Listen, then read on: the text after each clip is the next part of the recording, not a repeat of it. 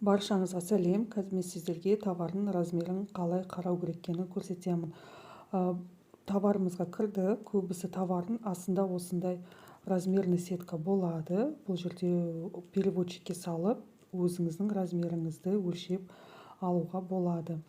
Кейбір товарларда размер болмайды, тек қана осылай фотолар ғана болады. Ол кезде біз не істейміз? Ол кезде біз продавецке жазамыз. Мінекей екіншісі смайлик, бұл продавецке жазу, үшіншісі бұл избранный.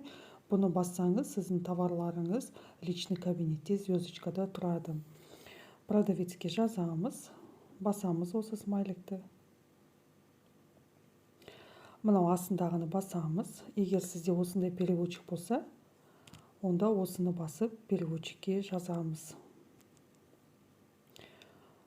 Здравствуйте, можно узнать размеры дейміз да. Мінекей біздің сөзіміз переводталды. Енді оранжевый кнопканы басып жібереміз. Енді продавец оқиды. Оқыған кезде сізге ответін жазады. Ол ответі бізге очерге келіп түседі. Мінекей жаздық. Енді осыны күтеміз.